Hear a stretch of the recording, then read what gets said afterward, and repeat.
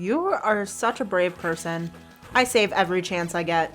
I save once the game gets difficult. There are some times where I will walk out of there and then like forget, like, Jesus, did I save it? So I'll just go back and save it again. And then something goes wrong with the recording.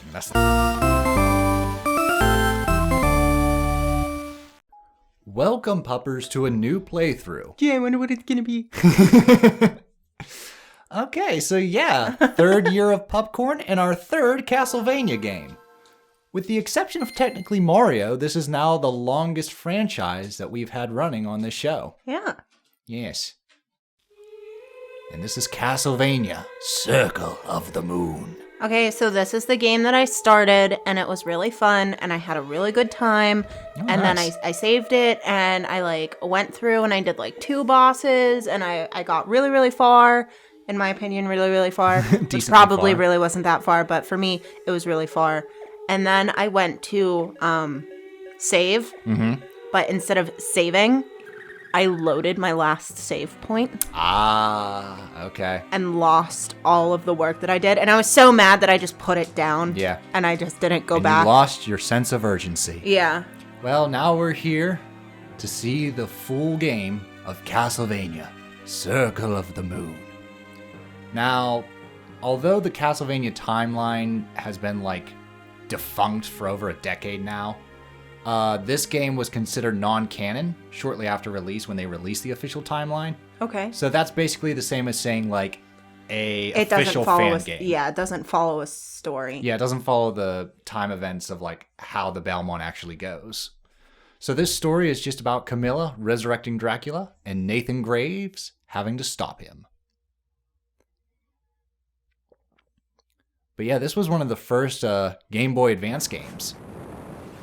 Okay. Like, period, or? When the Game Boy Advance launched, there was this remake of Super Mario Bros. 2, a couple Tetris games, I think F-Zero. There was an F-Zero. Okay. But like this was like the adventure game. Okay. As soon as the Game Boy Advance released. My dumbass, though, got a Jurassic Park game. It was fine, but like clearly Castlevania Circle of the Moon was the best choice. And there was eventually there was 3 Castlevanias that came on the Game Boy Advance. Okay. And this was the first one. So I know it's because it was on a handheld game, but I really love how big the text is. Oh, okay. And I know it's because it was on like a very small screen. But I'm like, whoa, bitch, yeah. I can read that. I'm playing this on the Wii U Virtual Console. You can also play this on the Advance Collection, which you can find, I believe, on Steam and the Switch and stuff like that. But before I even knew that was a thing, I was just like, oh, my Wii U has a Game Boy Advance eShop. I'm just going to grab these Castlevania games because I love them so. Before it goes away. Yeah, still waiting for the DS games to come out. Those were good times. I have a DS. Yeah, I used to have all 3, at least the first 2 Castlevanias, because the DS also had 3 Castlevanias. Oh. And I'm just waiting to play them on the big screen so I can record them and just enjoy them in high definition. Okay, so this game is basically about saving your master.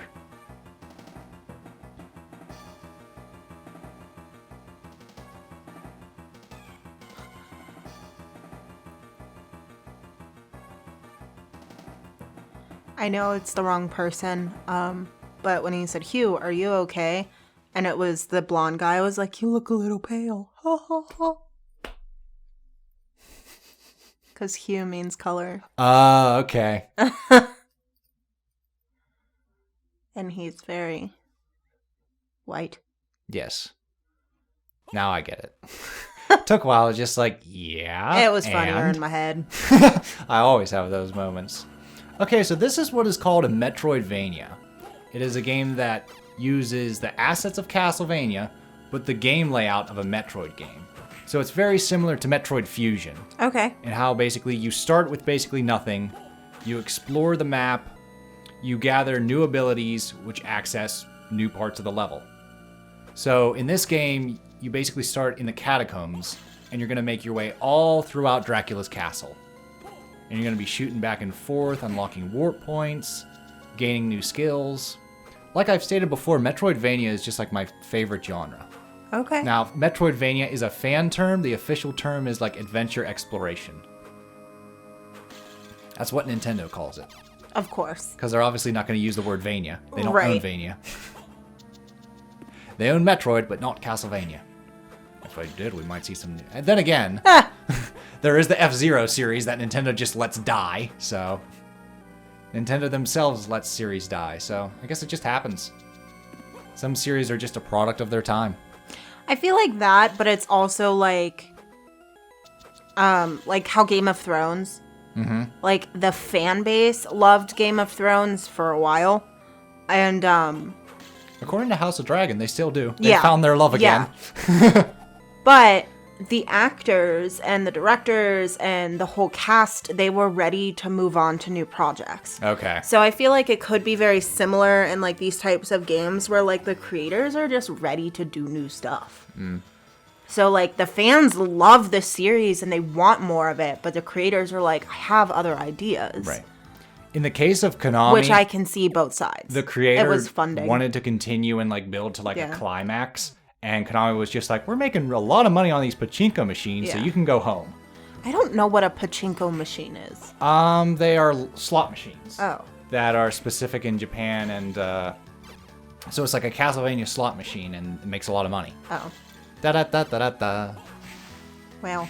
So yeah, Circle of the Moon has what's called a DSS trading card system, where you collect these cards dropped by enemies, and you can use them to get elemental abilities and different skills, and you can mix and match them to get different abilities. It can be a lot of fun, but it's also very tedious because like there's a drop percentage of what enemy drops what card. Okay. So it's not like every time you kill this enemy, it's going to drop that yeah. card.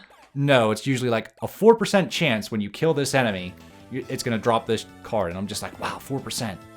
Whew. So you got to kill a lot of that enemy, and maybe you'll get the chance of getting the card that it drops. That also dropped a wristband. The bat dropped a wristband. We're going to equip to raise our stats. So that's nice too. These guys are very annoying. These are the poison worms. One of the things I like about Metroidvanias, especially the Castlevanias of the Metroidvanias, is when you attack an enemy for the first time, it gives you its name. Right in the lower right-hand corner. See, I didn't know upon starting this game that you could jump and kill the whole, like, bushel of poison worms, and I would just, like, stand under it, twirling my whip, hoping for the best. Well, there we go. We got the Mercury card. So the first two cards have a higher percentage because it wants to teach you the system right off the bat, Yeah.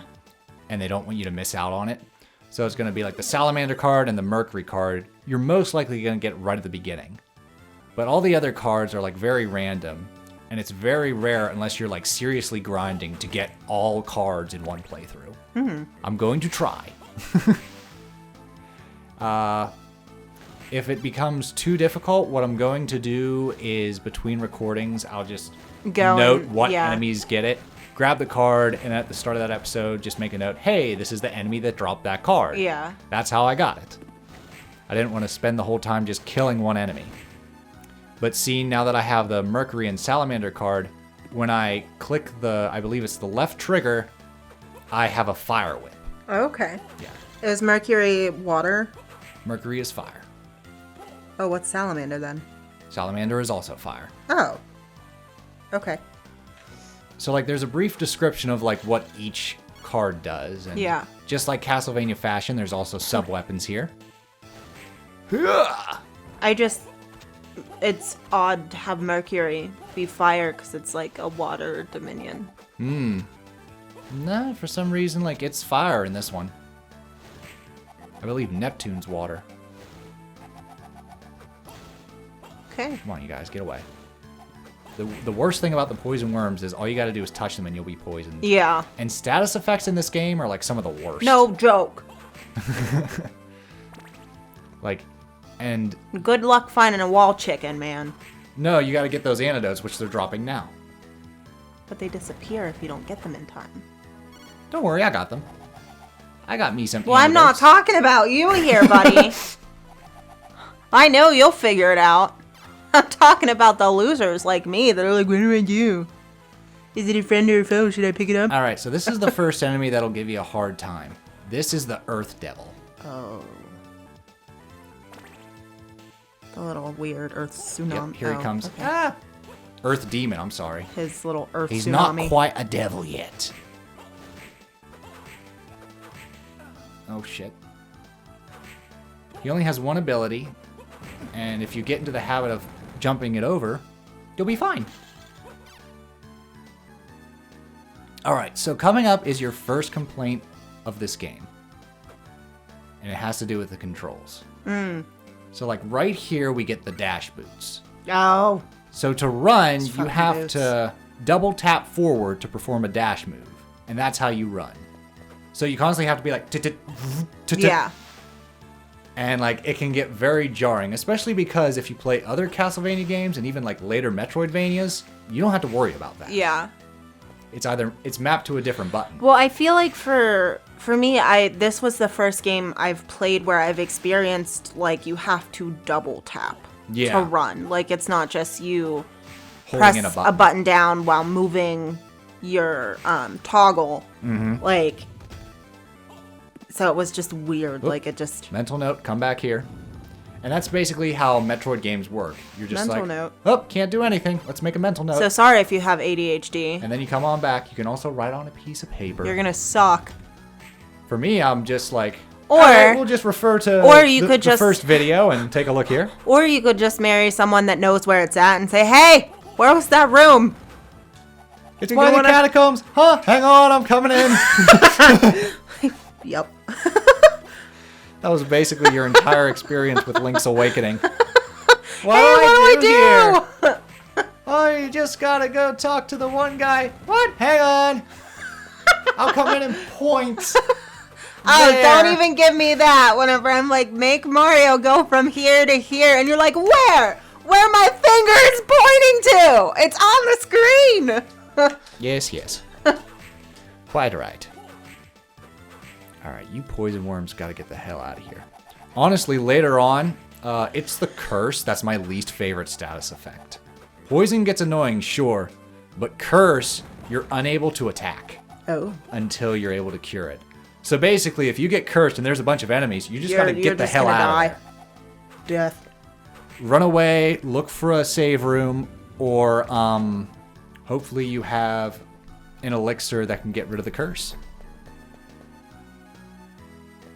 Uh-oh, another earth demon. Oh, jeez. There we go, that's how you do it. Do you think it's the same guy that's like, fuck this man? Or like, there's a whole family of earth demons that just all do the same thing? Probably a whole family. It just makes me think of like Striffler's Funeral Home, where it's like, family of funeral directors since 1866. And I'm like, those poor kids had no choice in what they were going to do. They were like, listen, you're going to be a funeral director like your daddy and your daddy's daddy and your daddy's daddy's daddy. Like, well, I wanted to be a mermaid, but I had to be an earth demon. Huh. I don't know. Alright, I got myself off. So, there's no shops in this game.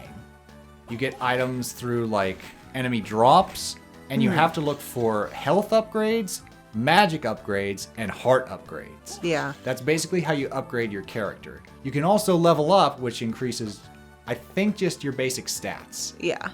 Like attack, defense, stuff like that. Which is weird because the Castlevania before this, Castlevania Symphony of the Night, had a shop. And I'm pretty sure most Castlevanias do have a shop. I mean, they were trying something different. But this time well, this one's a nice blend of like classic Castlevania with the Metroidvania formula. Yeah. The first game to use the Metroidvania formula was Symphony of the Night. Whereas this one is closer to like the original Castlevania with elements of Symphony of the Night. Okay. There we go. HP max increase. Get that potion. So those are the kind of things you want to be on the lookout for.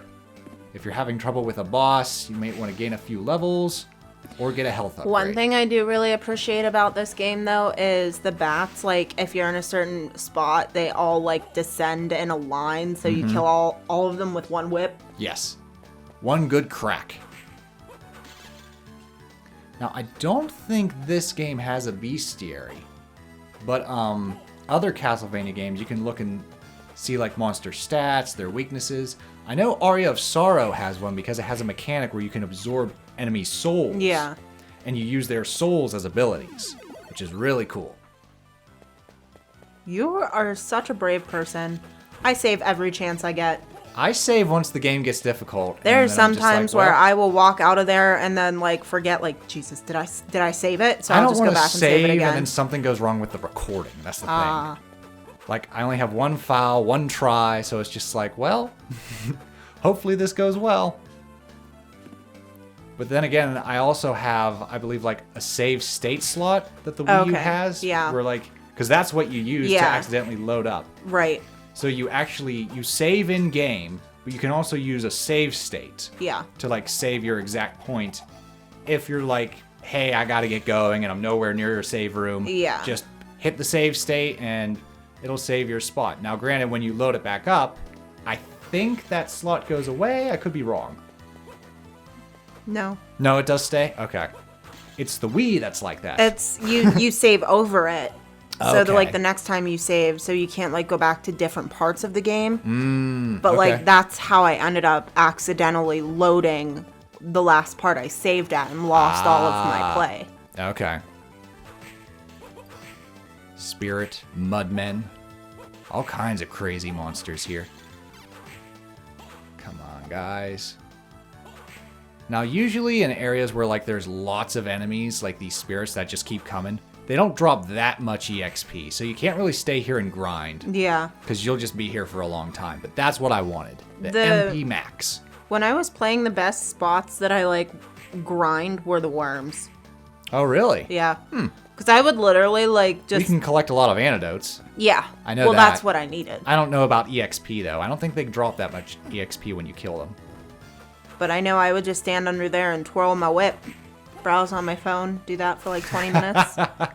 Just sit there when a problem comes along, you must whip it. Yep. That's basically how you took care of that. Set the book down on the controller and go make a cup of tea. There's this old technique where you like take a rubber band and you tie it around the controller and it will hold in. And you can go just like do stuff and you come back. This is a little hack I heard about like early Final Fantasy games, where you'd hold that in and your character would constantly get into random encounters, auto attack, and if you did that in like a very easy to kill enemy level, you'd gain a couple levels while having to sit there and go through all the battles. So there you go, a nice little hack if you're playing the old retro Final Fantasies. Alright, another level up. Now, I have this magazine, I believe it's a Nintendo Power, that recommends for the bosses to always be like every 5 levels, you're at the appropriate level to face a boss. So that's the strategy that I'm going to abide by. Whether I'm level 4 or 5, that's when I'm good enough to take on the bosses. Okay. Okay. Thank you. Alrighty, so now we're going to save. And we'll see you guys in the next episode with some more of Castlevania Circle of the Moon. Toodles! Get them dash boots.